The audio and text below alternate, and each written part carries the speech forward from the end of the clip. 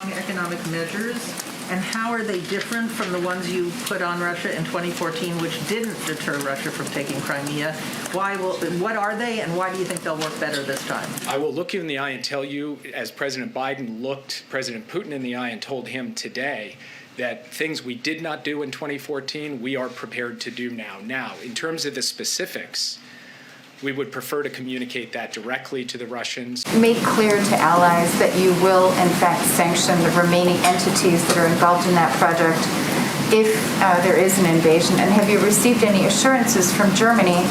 When Chancellor Merkel was here, there was discussion about, have you now received assurances from Germany that they will, in fact, not proceed with that? So in response to an earlier question, I said I wasn't going to get into the specific sanctions measures that we intend to impose, although we will be communicating those directly to our Russian counterparts, and we will be working through them detail by detail with our European counterparts. Can you at all characterize the process of arriving at some sort of an agreement about what might happen involving Nord Stream 2 if Russia is to move forward?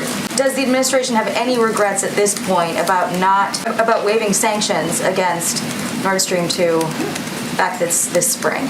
I know there's a lot of members on the Hill, not a lot, some who are vocal, who are conveying that Nord Stream 2 is the answer here. And what the point Jake was making, or additional steps on Nord Stream 2, is that would actually not be an effective deterrent, that is not effectively going to change the behavior of President Putin. Accusing President Biden of being too weak on President Putin. They cite the fact that sanctions were eased on Nord Stream 2 and the withdrawal from Afghanistan, which was widely criticized. How do you respond to that criticism that President Biden is being too weak with Mr. Putin? When it comes to Nord Stream 2, the fact is that gas is not currently flowing through the Nord Stream 2 pipeline, which means that it's not operating, which means that it's not leverage for Putin. Indeed, it is a leverage for the West, because if Vladimir Putin wants to see gas flow through that pipeline,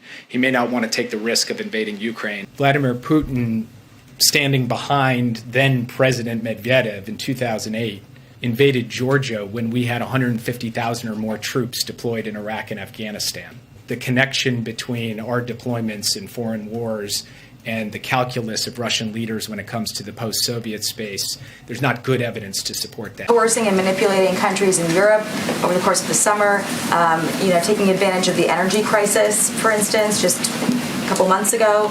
And Biden and Merkel promised sanctions if those events were to transpire.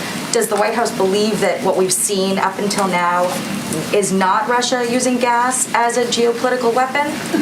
I think what we're talking about here and what we're trying to achieve here is a deterrence of actions that would be detrimental and, of course, hurt the territorial sovereignty and integrity of Ukraine. And what I was referencing is the fact that there are some who are suggesting that this would deter, and our assessment is that it would not. With regard to Ukraine, are there any plans here for the president to address the American people on the issue?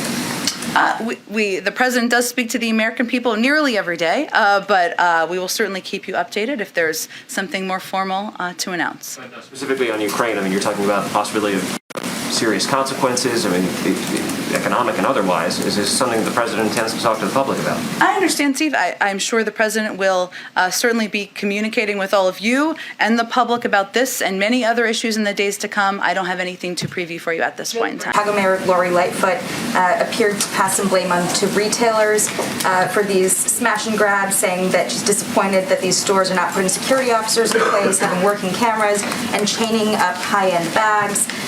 Alexandria Ocasio-Cortez, Congresswoman, said earlier this week also that she doubted allegations of organized retail thefts. She believed it was a Walgreens in California that cited it, but the data didn't back it up. Does the president believe that organized retail theft is really happening, and should it be on the stores themselves to take action to prevent it? Well, we don't agree. And major retailers as well as state and local leaders like Governor Newsom have identified this as a serious concern. We agree. As we pursue diplomatic channels, we will also prepare for all contingencies, just as we have been doing for weeks now. including through the preparation of specific responses to Russian escalation should they be required. You have said that the administration will take action if Russia does escalate militarily. Satellite images show that hundreds of Russian troops are amassing on the border with Ukraine. Isn't there already a military escalation underway? Why wait to take action? So our view on this is that the fundamental object of the policy the United States is pursuing in lockstep with our European allies is to deter a Russian military invasion of further territory of Ukraine. And the measures we have put on the table are designed to show the Russian government that should it choose to engage in such an invasion, there will be those consequences. Observers have described a nightmare scenario where President Putin invades Ukraine and also simultaneously President Xi uses force to reunify Taiwan with China. Is the U.S. prepared to deal with such a scenario? The United States is going to take every action that we can take from the point of view of both deterrence and diplomacy to make sure that the Taiwan scenario you just described never happens, and to try to avert the invasion and deter the invasion into Ukraine. That is the object of our policy right now. Today, after that conversation between the two leaders, or less safe? And then I have a follow-up as to your answer. So all I will say is that the ultimate metric for whether the world is safer or not is facts on the ground and actions taken, in this case by Russia. Let's see. We are prepared to deal with any contingency, as I said at the outset, and I'm not going to make predictions or characterizations. This administration is going to redo the Obama deal, lifting sanctions and freeze millions of dollars to this regime that is going to be spread to the proxies like Hezbollah. Hezbollah became stronger and stronger from the money that Obama gave to this particular militia. So is this going to happen? Are you going to address the proxies of Iran this time at the table of the negotiation? So I'd make 3 points in response to that. Since Donald Trump made the decision to pull the United States out of the Iran nuclear deal in 2018, Hezbollah has continued to menace Lebanon and the region.